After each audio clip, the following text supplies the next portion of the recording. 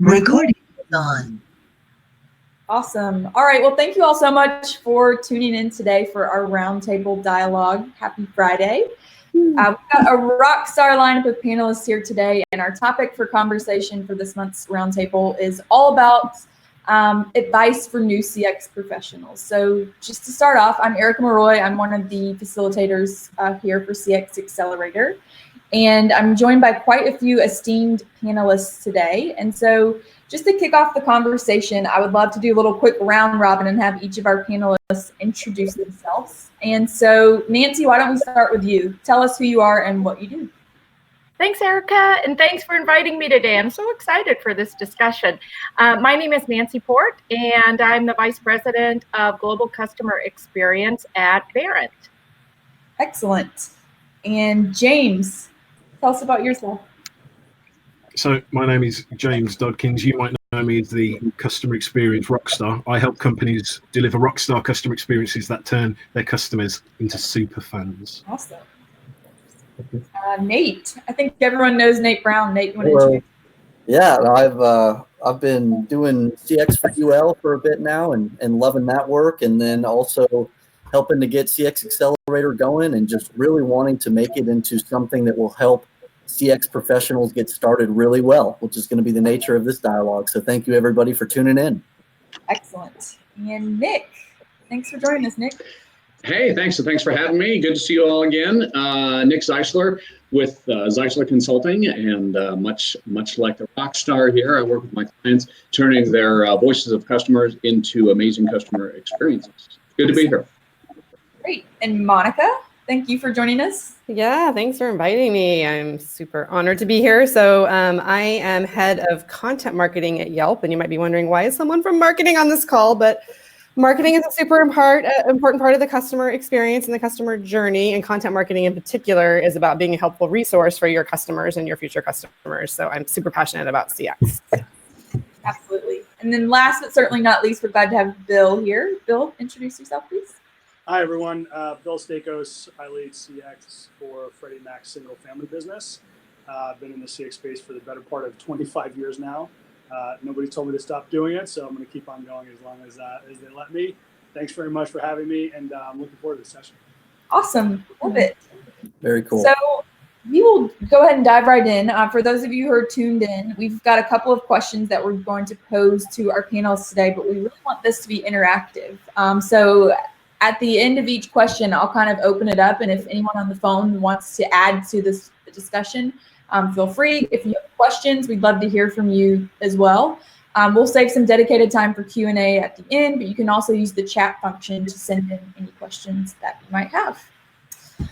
That being said, why don't we go ahead and jump right in? I think a good place to start is I would love to hear from each of our panelists, really what brought you into the world of customer experience. So Bill, do you want to kick us off on this one? Yeah, I'd love to. Thank you. I was always the type of kid that I was taking stuff apart and trying to put it back together from as early as I can remember. And I'm Greek, so I grew up working in a diner, so I just had this affinity for people early on. And just being able to combine the two, like how do you untangle really complex knots and solve problems with a people element. And I actually started off my career after graduating college as a fixed income analyst. But if I read another bond indenture, I thought I was going to jump off like the 60th floor of the building. And I got into market research-based consulting, which evolved and morphed into much more creative work.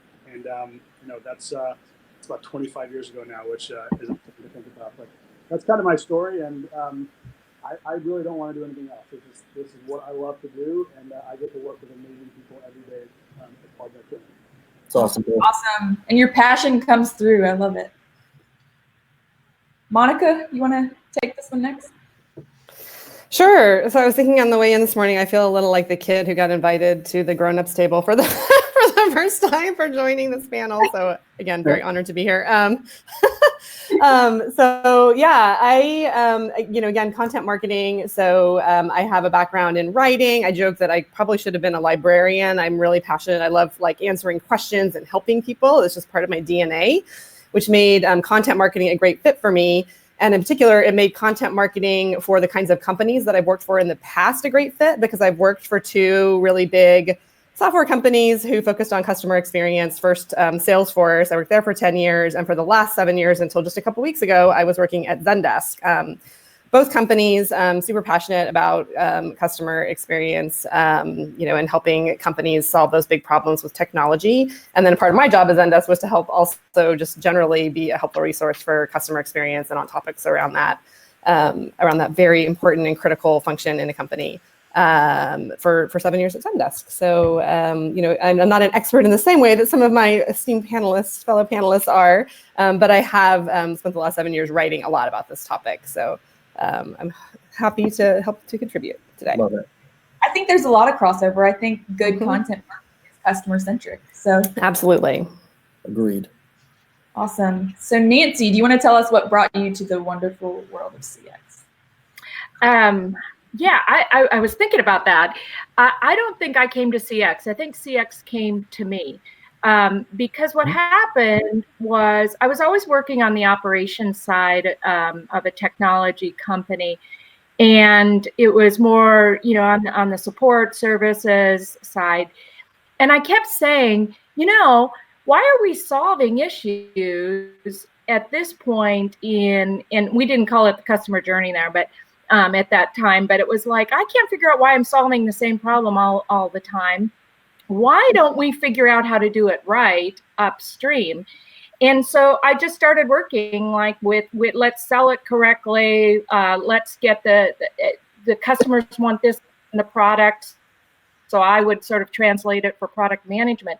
And so I think it didn't have a name then, but I think I was actually doing CX all of the years that I felt like I was in customer operations. And I was actually delighted when we got a name for it. And I was able to say, oh, now I'm a CX person, and now I can specialize in the part of my job that is about improving processes and designing things that are customer centric. So I always say it came to me, and I was CX before CX was even cool, but I think it's part of my DNA. That's awesome. And I love your point about how there's finally a name for it, and it's become a really respected career to be in, which has been awesome to see. You were a true pioneer, Nancy. We appreciate you. Nancy started it all. Nick, what about you? Could you tell us what brought you here? Well, yeah, I guess it's kind of similar to some of the other stories that you're hearing here. Specific background for me is that I have been a process guy, studied process, operations research, and so forth.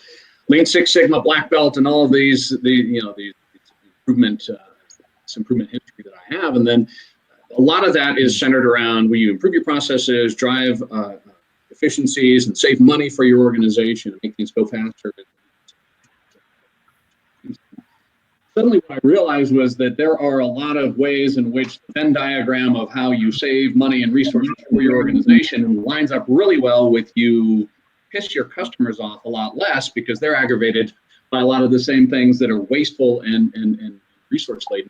And so the mesh in there made perfect sense. And what's even better is that now, instead of chasing after the dollar only, I mean, that's certainly part of it. And with that Venn diagram, it's nice because you can find those similarities and go after those projects and those initiatives. But that helps fire people up a lot more about, hey, let's fix our processes. Let's dig into the way that we do things in such a way that's has a lot more purchase with people than necessarily, hey, this is going to hit the bottom line. This is going to improve our customers' experience, going to improve the employees' experience, and it's going to drive that loyalty and make things better all the way around.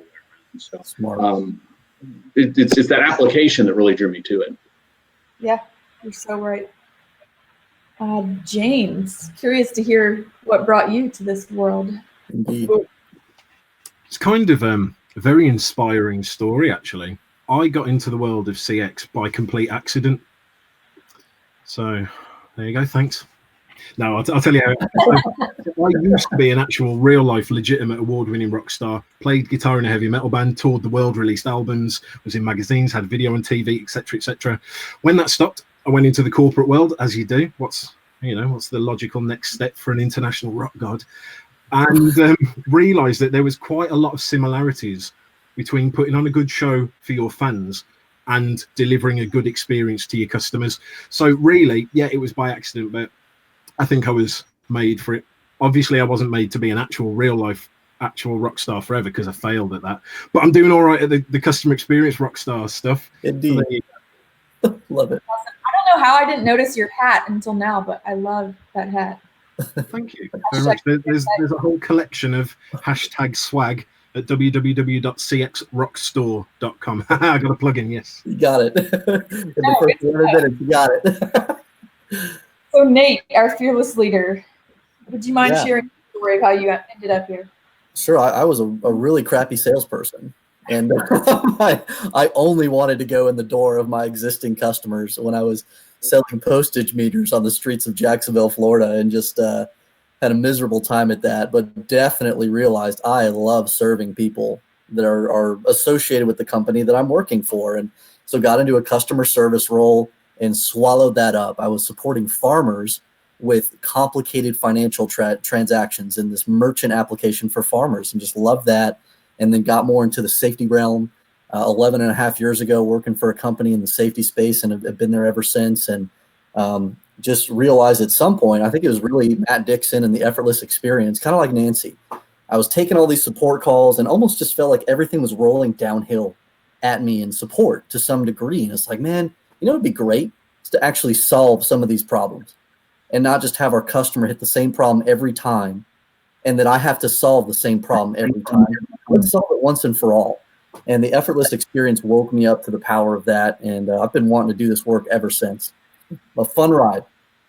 It's awesome. I love how there's similarities between all of the answers that have been shared here, but so many differences too. And I think that's so reflective of the community here at CX Accelerator. We see people joining who come from a sales background or marketing or more operations. So I don't know, it's just really interesting to see the path that we all take to get to this wonderful profession. That is. So Erica, same question for you. How did you make your way into the world? So I actually started my career working in public relations and marketing for a boutique advertising agency. And I was in Raleigh, North Carolina. And I saw a job posting that Sarah Steely Reed posted for an Nice. opening at ICMI, the International Customer Management Institute. Fun. And I was looking for a new challenge in my career and kind of on a whim decided to submit an application. And she and I really clicked when we interviewed, and I quickly fell in love with the world of customer service and customer experience. My first week on the job, I attended a week-long boot camp with other contact center leaders and CX professionals. And you could just feel the palpable passion in that room. So I've been in this space for about 7 years now, and I absolutely love it. It's awesome. Thank you, Erica. So to the phone, anybody out there that would like to answer this question of how you landed in customer experience? Got Craig, Katie. Don't be shy. We'd love to hear from you. Promise you don't have to go on video either. Indeed. All right. Well, if you want to speak up, don't hesitate to. There you go. We got Craig. Awesome. This is Jeremy. Oh, hey, Jeremy. How's it going? I may have told you on Slack that I showed up to this in my PJs, so I'm not sure I'm camera ready. Okay. So yeah, I made my way to CX through the contact center. Started out in customer service, and wasn't until I really started networking with others in the industry that I understood just the impact, just from the contact center side, that we could make on our company's customer experience. So that's where I came from. Awesome. Appreciate you chiming in, Jeremy. Yeah, thank you, Jeremy, for being a mentor to me over these years. You've been so helpful for me. Paving the way, my friend. All right. Well, let's go ahead and roll into our second question. So this is our title question here, and it is, in fact, what is your best advice for new CX professionals, those that are just getting into this work? What is the first thing that they should do? And we'd love to start with Monica for this question. Perfect. I think it's great because since I'm probably the newest to this space of the team, it's all fresh in my mind, like what I did when I was first immersing myself in this world. I would say the number one thing that has helped me and that I would advise to new people in CX is to listen. And first and foremost, of course, listen to your customers. So, and not just listen, but like take mental note or take actual notes of the common themes you're seeing. A couple people have mentioned like identifying common problems that are popping up. And also the outliers, just to like keep track of all of those things. Listen to your customers, also listen to your colleagues and notice those same things. Look for commonality. Also look for outliers and for disagreement, and look for opportunities to bring people together and to make sure there's also awareness in customer experience. We have such a unique opportunity and such to understand what our customers are thinking and what their experience is about. That doesn't always make it to the C-suite and to the people who are making the day-to-day decisions about how your company operates. So taking note of those things, gathering evidence, that sounds very scary, but like just making note of things and taking stock of what's going on, and then elevating the common things that you're seeing, and making sure that people are aware of them, and being kind of on the leading edge of change and advocating for the customer. I mean, you can only do that if you really are truly listening and understanding what they're experiencing. It's so wise, Monica. And I think the power of that approach is you're not trying to apply some formula or some textbook. You're coming into the unique situation, the custom situation of the organization, and you're starting by listening. I love that answer. Thank you. All right. How about you, Bill? So I've been thinking a lot about this question over the last couple of days. I think for me, and I'm guilty of this a lot of times, but in a CX role, right, like especially the last couple of years where data and analytics has played such a more or growing important role in the work that we do, you can get really isolated in a room, in your office, at your desk, analyzing data. You're still listening to feedback through audio, or you're reading verbatim.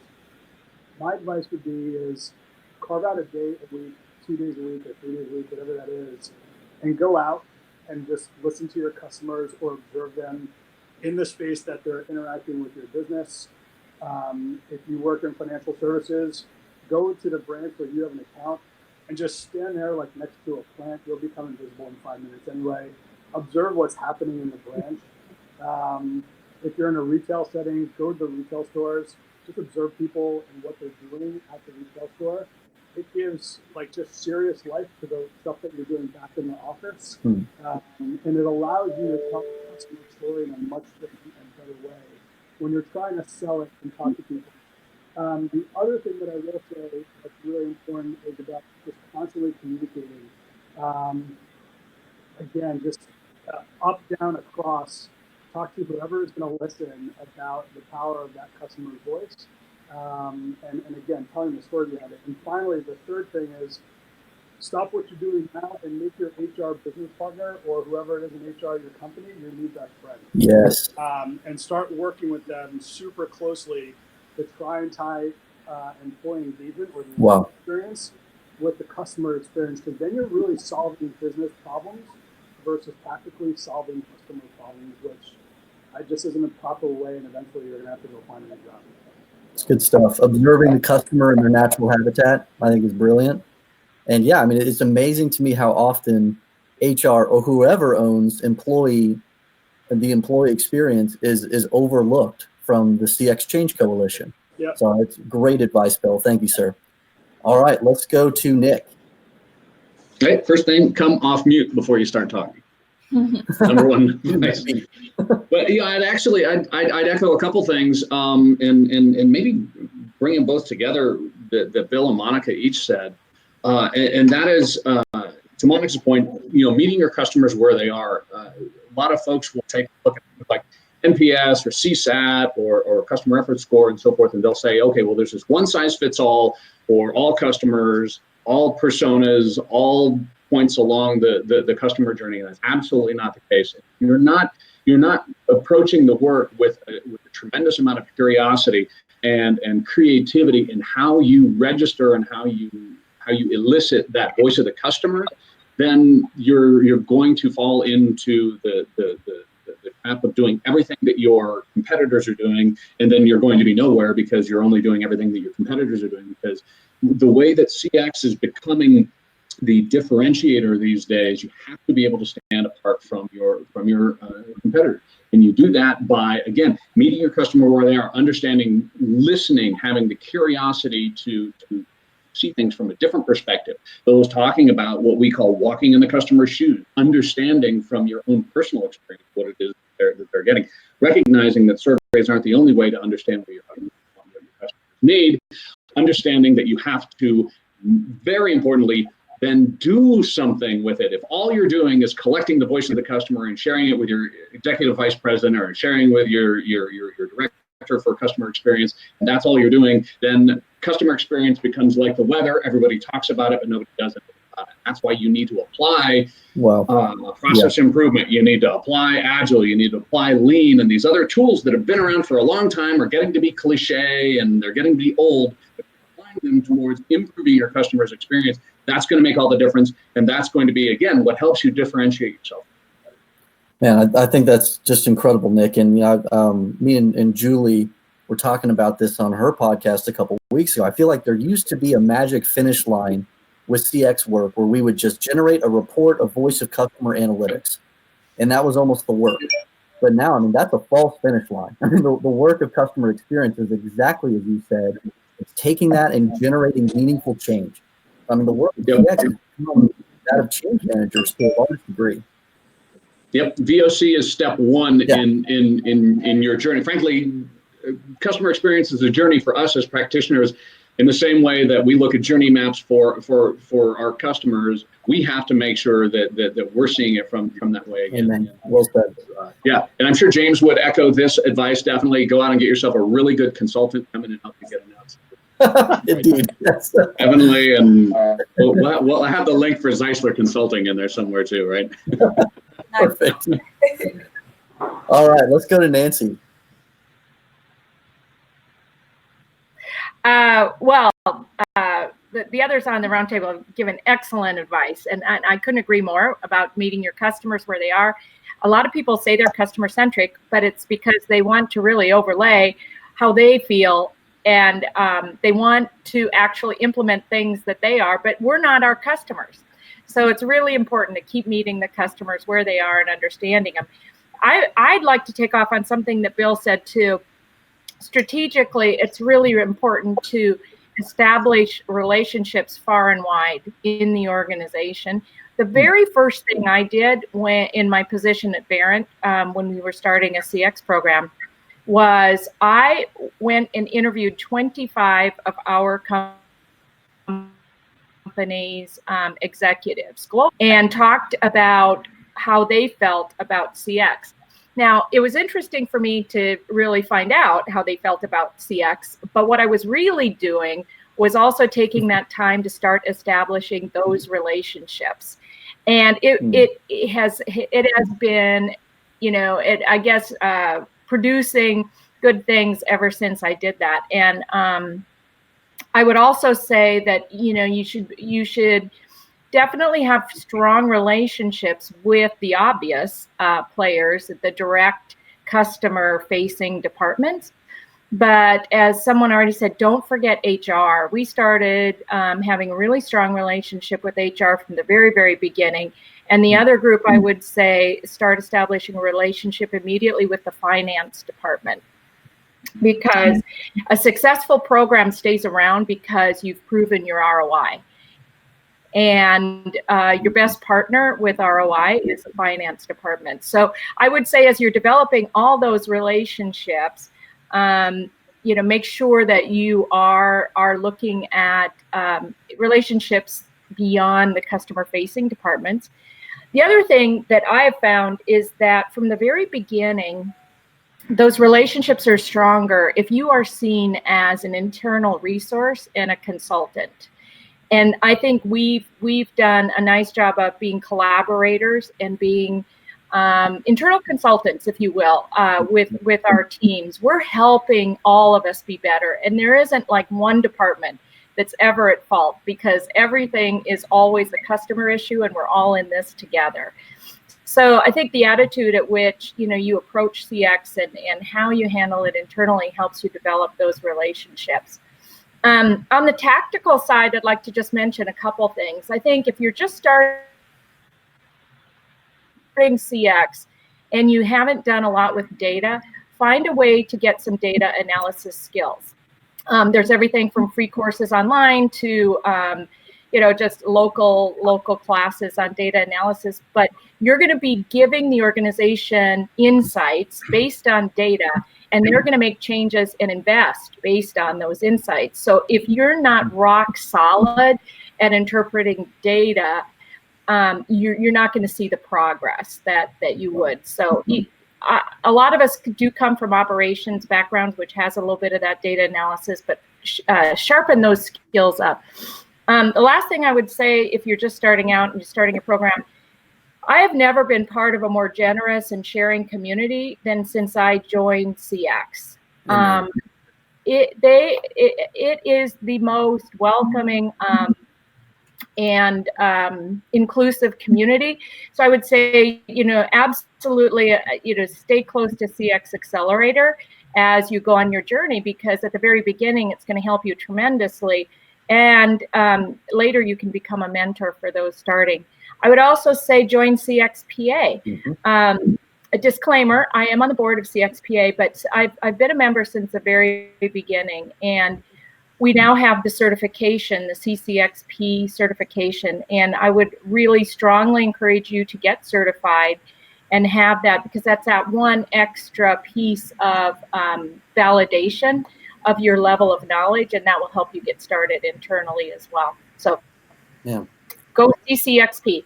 I'm just glad that was recorded. I mean, there's so much to pull out from that. I think one mistake I made early on that you initially mentioned, I assumed that all the executives knew what customer experience was and what it was about.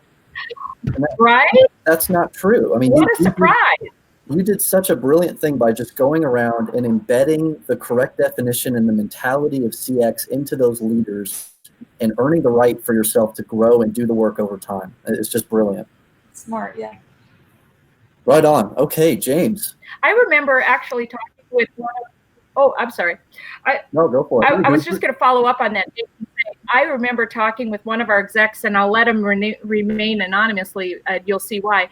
But he said, after we get through this wonderful meeting and I'm talking about CX, he's like, oh, that's nice. But I thought we already had a customer service department. But just real happy to have you here. So there's a lot of, initially it was like, what was the difference between CX and customer service? Now you're hearing about customer success, and you're hearing, everybody's relabeling themselves as customer experience, and sometimes it's not exactly customer experience. So really, really important to have that common definition and start educating your executives. Yeah, if I can interject there, Nancy, I worked recently in a customer support / service organization. And as the director for customer experience there, we would talk often about what we call end-to-end customer experience. But of course, along the customer journey, post-delivery installed use and support is only a slice of that entire customer journey. And so I found myself kind of that Princess Bride, you keep using this term end-to-end, and I don't think that it means what you think it means, right? And we have this tendency in CX to be somewhat solipsistic and see only within the range and the realm within where we're working. And I think it was, Jeremy was it that said that he came to CX from support. Like, well, that's one big chunk. And I imagine that he would probably tell you that the challenge for him was realizing, okay, how do I expand this and understand the end-to-end what it really does mean, rather than just the life that I've had in support, or the life that I've had in delivery, or the life that I've had in sales or marketing, whatever part of that journey you had. When you take on customer experience as a profession, you have to see that there's a lot more involved in whatever brought you to this. Yeah, Jeremy, are you out there? Did you want to speak to that at all? Yeah, I agree, and that goes with what Nancy was saying, that coming from the contact center, you begin to realize, like, okay, I got to leverage those relationships with the folks in marketing or the folks that are actually building the product to make real improvement to the customer experience. And when you're in the contact center, it's often about that marketing promo that went out that we didn't know about, or that sorry to throw marketing people under the bus, but or that that bug published, that sort of thing. So leveraging those relationships to make an impact on the full end-to-end experience, really important. That's been the hardest thing for me. I think me and Jeremy have kind of had similar paths in this, and growing through the support realm, and then trying to move more into the customer experience end-to-end piece. Suddenly, I'm expected to understand pre-sales, the real sales cycle, implementation and services, marketing for sure, finance. There's so many pieces to the puzzle that I did not have a good operational knowledge of. And in order to do this work well, you have to earn that. You have to gain that knowledge. Totally. Great. Well, let's go to James. So before I get into the advice I was going to give, I think we need to pick up some of the stuff that we were talking about there and understand definitions of things. I think great advice is really understanding the actual definitions of customer experience. And there's more than one, and they really mean different things in different scenarios. So the question is, well, what is customer experience? And then what is a customer experience? And then what is a good customer experience? What is a customer experience professional? What is a good customer? They're all very different answers. The way I think about it is like, just think about music. So what is music? What is a song? What is a good song? What is a musician? What is a good? They're all the definitions that we need to understand. And it's not to say that everyone has to have the same definition globally, but it's a very good idea to have a one company idea and a one company vision of what these things actually are. So, but what I want to get to is, what is a customer experience? Now, a lot of people will say it's the thoughts, the feelings, emotions, memories that a customer has with the interactions with your company or something along those lines. That is wrong. I'm telling you right now, that is wrong. That is the least customer-centric definition of a customer experience in the entire world. It is the most company-centric one. To think that a customer experience is just the interactions with your company, if you think that, think differently, because if you go through your career thinking that that is a customer experience, you will be a bad customer experience professional. I'm telling you right now.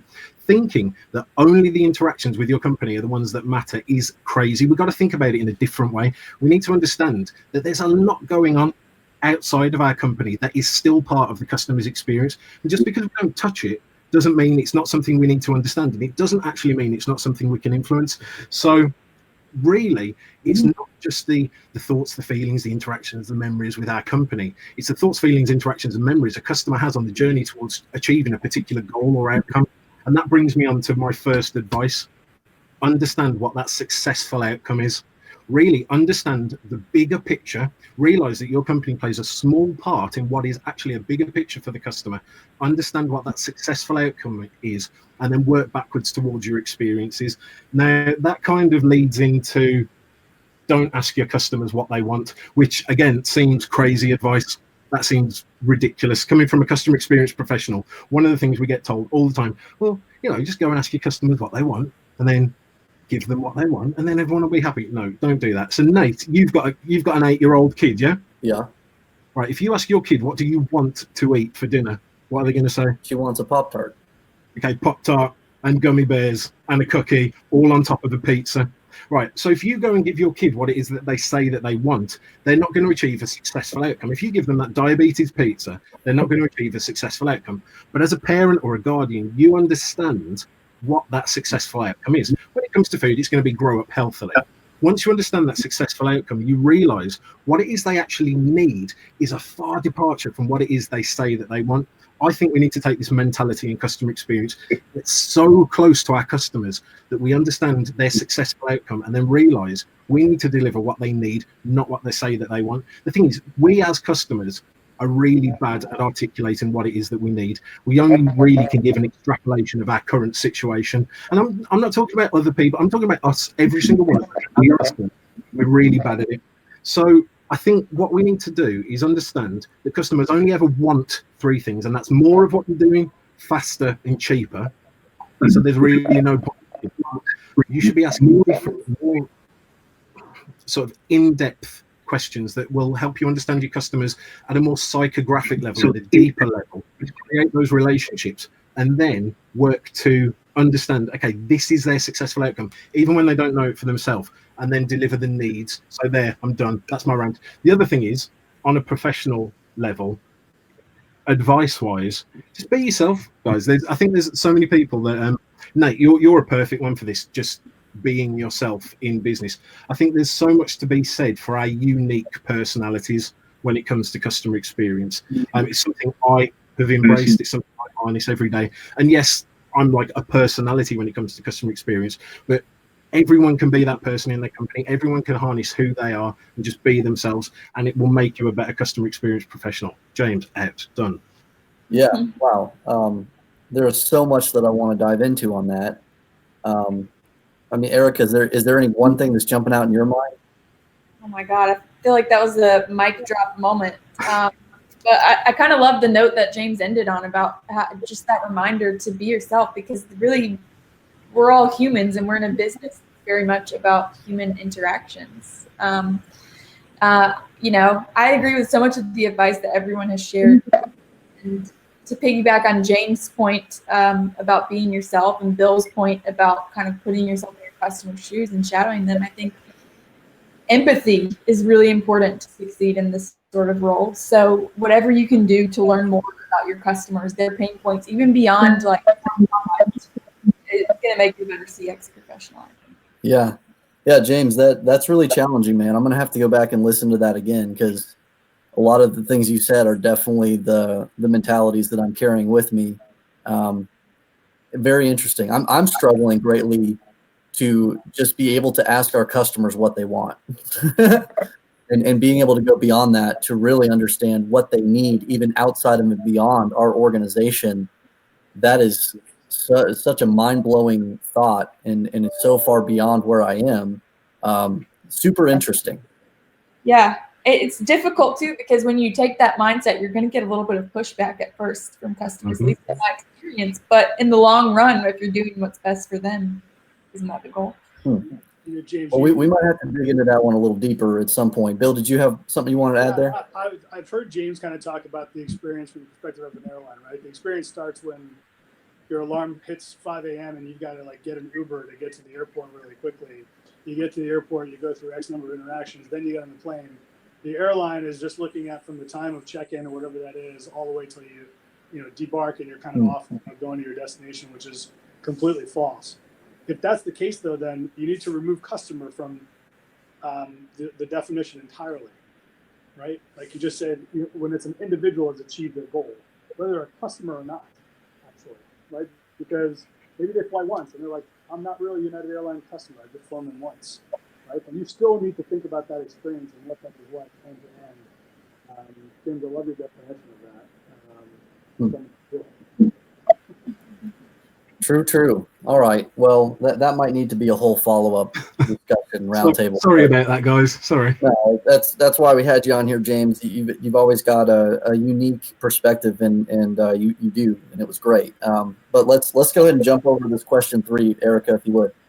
Yeah, absolutely. So our final formal question for today. So obviously there's a lot of change going on right now in the world of customer experience. And so as we see this industry, this profession really continue to evolve, I would love to hear from each of you, like what your best piece of advice would be for CX professionals to prepare for the future. And James, why don't we let you go first this time? Do you think that's wise? I'm going to go ahead and log off now. Thanks. Well, actually, I think what I would say about this, it actually comes back to Nick's point earlier. Nick is a really good example of this because he came from the process world into the customer experience world, but he's almost been red-pilled. He's taken the red pill, and he understands that you can't meet the 21st century. You can't meet the age of the customer with an industrial age mindset. It's realizing that there's a lot of really good stuff in the process world, but A lot of the process world is about standardization, about delivering standard processes, because of course if you're making like a table, you need it to be exactly the same every single time with very little variation. And for me, it's not necessary in customer experience, it's not necessarily about taking away variation, it's about embracing variation, embracing the variation of our customers, embracing the variation of their situations and their scenarios and their goals and their outcomes. So my advice for the future is really think about personalizing experiences, understanding your customers at more of a psychographic level, so you understand who they are over what they are, and realizing that different people in different scenarios should be treated in different ways. Don't come in it with an industrial age standardized mindset. Come in it with a customer age personalized mindset. We need to move away from process standardization and towards customer experience personalization. So I would say that's probably the biggest one for me. Get ready for personalized experiences. Yeah, I agree. I'm really interested to see where personalization goes in the next year or so. But you brought Nick into the conversation, so I'm going to toss it over to him next. Attacking my bread and butter. Actually, I'm not going to push back. I think that it's just it's a shift in perspective, James. And I think what it comes down to is we standardize the personalization, and that sounds like it's counterintuitive, but the idea is these days you think of a company that has a no returns policy or a no refunds policy. They're basing that standardized policy around protecting themselves from their customers. And the way that we institutionalize that personalization, standardize that personalization, is by flipping that mentality on its head and saying, of course we will refund, and we refund without question. You look at somebody like Zappos and all these other, these other organizations that we embrace and we applaud and we put up on these pedestals, because they've done, James, what you're saying, which is embrace, okay, well, everybody's got different things going on. So how do we liberate and liberalize our policies, our standardization in such a way that we are looking for customers to be their solution provider? And the way that you do that is you say, sure, we don't have a restriction on our exchanges. What you do then is you change your exception policy into being, okay, this customer here is taking advantage of us. This has been 7 refunds in the last 6 months. Now we have to think about making an exception. You get on the phone with customer support, customer service, something like that, and you say to United Airlines, for example, as the example we were talking about earlier today, they know, sorry, we're not allowed to do that. Imagine if you change that around, you say, of course we're allowed to do that, no problem. Then you're keeping track of when this happens. And if somebody is doing that all the time, then you say, okay, well, now we're going to have to make an exception to our liberal policy because at this point we're being taken advantage of. Because there's, again, back to the policy of the ROI and the concept. Well, this is something that won't allow us to survive as an organization because we can't make money with this policy. Similar to that, and one of the things that goes along with the kind of shifting gears here back to the creativity and the curiosity is to start asking ourselves in this new world where CX isn't just the better mousetrap, it's the mousetrap itself. Everything that exists in industry these days is a commodity. And the way that we differentiate ourselves as a service provider, or the way we differentiate ourselves as an industry, as a widget maker, is we provide a better experience. And we have to start thinking creatively and curiously about how we can differentiate ourselves. And what that comes down to is asking why. And almost more important is asking why not. Hertz these days, for I think $35 at a lot of airports, will just drive you right to the terminal. That's brilliant, because otherwise you're sitting in that bus waiting for it to fill up, and then you go to Terminal 1, Terminal 2, Terminal 3, and then finally to where you're going, right? So they thought, well, why don't we just do that? So what we as CX experts and CX practitioners have to start thinking is, well, why isn't there a rental car company that allows me to drive to the terminal myself as if I were just dropping the car off at the terminal, and a guy there in a Hertz shirt jumps in the car and takes it back, and then I'm done, and it's a 2-second interaction. Now, there are answers to that question, so it's not just, hypothetical, why not? But when we start asking these questions, then we put ourselves in that new CX world and that new mindset where we're looking for actual solutions to it, rather than just saying, well, we just have to be better, faster, smarter than the other company. No, we have to be we have to put our customers first by way of looking at breaking down these industry standards. Mm-hmm. It's a lot of words there. No, but I love the why not. Really, that small shift makes such a huge difference. I was talking to a company last week, and they told me that one of the values they share with their support employees is have a bias for yes. So instead of always going to why we can't do something, like, well, what can we do to make it happen in some way or another? And I'll tell you, Erica, that's what's going to differentiate you so much more than anything else. One of the cliches, and it's a cliche. It's funny because it's true. Sort of thing is that when we look at Zappos and Southwest Airlines, and we look at Ritz-Carlton, and we look at Amazon, and we say, well, those are who you're competing against, right? We've all heard that. It's that kind of the thing that rattles through the CX community all the time, is saying that you're not just competing against the people in your industry, you're competing against all the others. But if you think about it, we're also competing against, and this is the sort of thing that I say to my clients all the time, you're also competing against the DMV.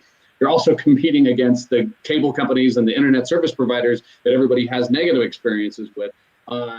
So setting yourself apart by, again, putting yourself in your customer's shoes, finding out, to James's point, what it is they're trying to accomplish rather than just what they're telling you that they want different in what you're doing, is going to make all the difference. And when you think of those successful CX organizations, that's what they've done. They've thought outside of that box, and they've thought of that one thing that just pisses everybody off about dealing with our industry. Let's see what it takes to change. Absolutely. Oh, this is such an interesting conversation. Monica, I'm really curious because you come from more of a marketing perspective. I'd love to know what you think about this. Yeah, definitely. Well, I'm going to echo some of the things I've already heard, but and first I want to tell, there's two things I'm going to mention. One of them, starting out with a little story, which is that in the past, a couple years ago, I was at my company. We were at a leadership offsite, and we were talking about the coming year and like planning and what we wanted to be doing in the year ahead. And we had an opportunity to go around round table and talk about like, what is the one thing that you wish for next year? What is the one thing that you don't currently have that you really want for the year ahead? And I was towards the end. So people were going around and like, we need more time from engineering. We need more budget. We need to have better communication globally. And every single person as we went around was talking about internal operational things, super important things that we definitely needed to address. And I was in agreement with everything. But not one single person said anything about the customer. And so when we got to me, I was like, you know what, guys? When I first came to this company, we had this relentless focus and priority on the customer. It was one of those things like the cliche of, like the customer was the empty chair in every room. Like everybody was always like, what would the customer think about this? How is this good or bad for the customer? And then fast forward a few years, and we were so internally focused on our own operational issues and solving those problems that I was like, my wish for the year is that everything we're doing, again, like we're always keeping that customer in mind. So I think even with sexy, cool things like AI and all these technologies and trends and everything, it's super important to keep up with all of that, understand what it means, how it affects your company. But your question should always be, how is this good or bad for my customer? Like, I think keeping that in mind, people are often going to get pulled into other directions and very important problems around process and operations, but just making sure that if no one else in the room is thinking about the customer and how this affects them, making sure that you always bring it back to that. Because even in really, great CX organizations, sometimes it's easy to get pulled into the weeds and to lose that perspective. And the second thing is I want to quickly echo something that James was saying earlier, which is that what we're dealing with, whether you're selling to other businesses or to consumers, you're dealing with humans. And, yes, we should do a lot to try to operationalize things and standard processes. That's very important to survive as a business. But you do also have to keep in mind that you're dealing with human beings and that they're complex and that you are not the most, as your company and your product or your service is not the most important thing in their life. You're just one point of interaction with them. So keeping that in mind and having respect for them as human beings, I think is also super important. Absolutely. Thank you, Monica. Let's see, we've got about 10 minutes left. So just a quick reminder, if you have any questions, comments, feel free to drop them in the chat. I do want to thank Sherry and Delaney for chiming in with their comments. We'll keep going. And Bill, would love to hear from you, from your perspective. How should we be preparing for the future as CX professionals? Well, I think that we, as a discipline, we need to think more about the future. For starters, to prepare for it, I feel like there's so much information that we're consuming. The pace of digital transformation seems to be accelerating. In our roles, you have an opportunity to affect tactics, strategy, vision. But I think when I think about the evolution, and someone posed this question not too long ago, like, okay, you lead a CX team, maybe you become chief customer experience officer, or you're reporting to a CEO somewhere, then like, what's next? What do? You just go to another company and then another company until you retire? Like, that's actually not so much fun, or maybe not to me it is at least. I think that we need to be thinking about what is the system level evolution of the space that you're in, and then how do you use the discipline and toolkit you have to prepare your organization for that future. And we get stuck in the now or in the next maybe year or two a lot, just given that consumption of that data. But we're not thinking about what should this company look and feel like from a customer's perspective or a client's perspective 5, 10, 15, 20 years out. And that takes a lot of really deep thinking and a lot of partners across the organization to do that. But I think it's a worthwhile exercise to go and do that like once a year, right? And just kind of check yourselves, make sure you're on the right path. Yeah, no, that's a great point. I think it's so easy to get caught up in our day-to-day responsibilities, but it's so important to step back and think about the long-term strategy. So glad that you brought that up, Bill. Nancy, do you have any final thoughts here on this one? Yeah, I think I would echo what all the other roundtable said. Some really excellent thoughts there. But I do think as we continue to evolve, CX has become very popular. CX is like mom and apple pie. Who doesn't want a world that's better for customers? Because we are all customers. And so it's very, very popular. And because of popularity too, there's a lot of noise out there. There's a lot of noise. And so it's kind of hard to digest everything that's out there. So I would say bring it down to a digestible amount by following companies, following practitioners that are really making a difference. There's some amazing work that's being done out there now. And I also think you can learn from just about anyone that's doing a good job with customers. You might be in a global B2B company, but you frequent a restaurant that you just go to because you always have a great experience. Well, why is that? Why is that? And what can you learn there that you take into your work each day? So what I've been impressed by, particularly over the last year or so, is that there are some amazing accomplishments out there, and there's what I would call almost a separation of the herd, in that I'm amazed at what some companies are doing and how they've matured their CX. Find those companies and follow them and find out what they're doing that is applicable to your work. It's really, really exciting right now, and I think it's only going to get more exciting in the field of CX. So have fun. It is really fun too to make accomplishments on behalf of your customers. So don't forget to have fun in your CX work. So that would be my last thought. Yeah, and I totally agree with your point about you can learn everywhere. So soak it all in and observe everything going on around you.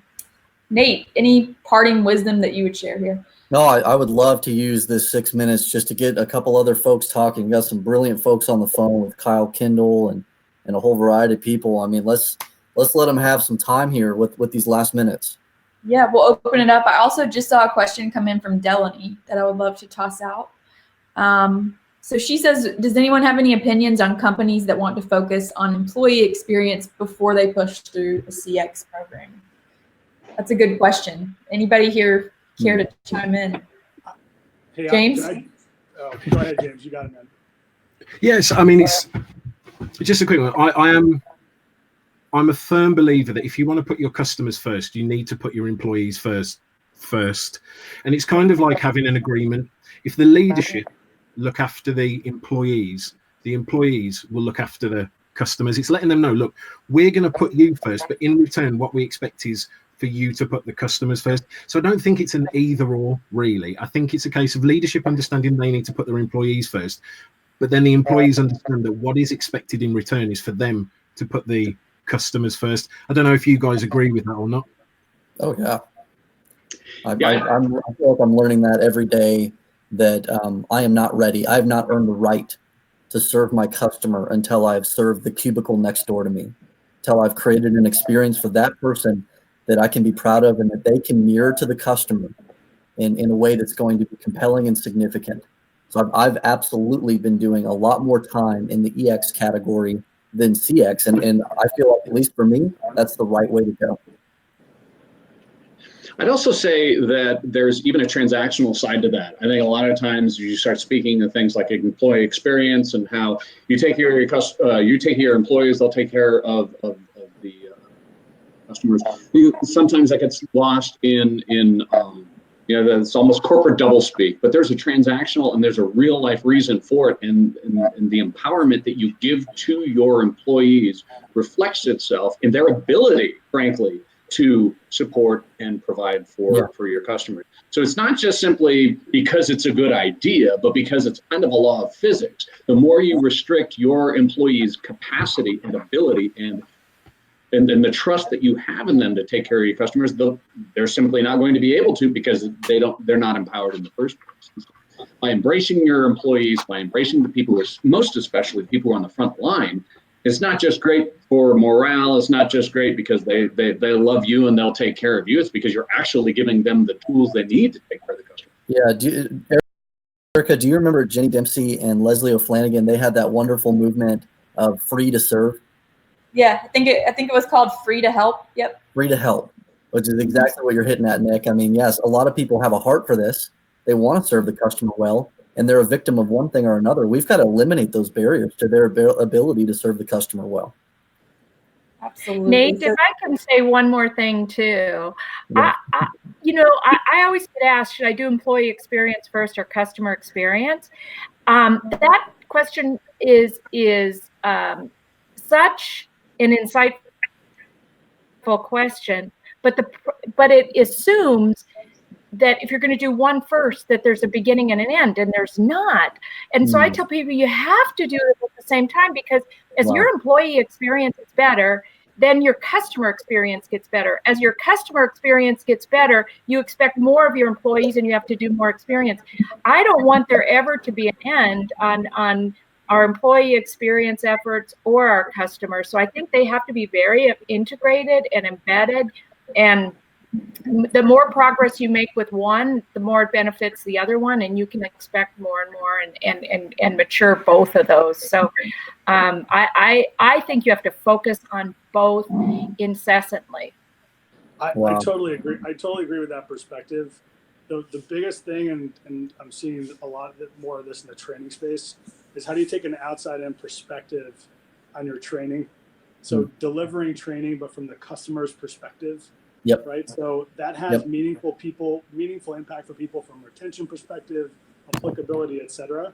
And if you're just focused on the employee experience, you can't actually deliver training from the client's perspective. So when those two start to meet, I think is real, not to be corny, but it's where the real magic starts to happen. So I love it. Okay, we are at the top of the hour here. Erica, thank you so much. You've done a brilliant job hosting this for us. Thank you. Monica, Bill, Nick, Nancy, James, you guys are legends in this space. You've helped me so much. You've helped so many people so much. Thank you for everything you're doing and just giving your wisdom to us. We can't say how much we appreciate it. Thanks for bringing us together. Thank you. Thanks for CX Accelerator too. We'll send out a recording of this probably by Monday, so keep an eye on your inbox for that. And thank you all for tuning in today. We appreciate it.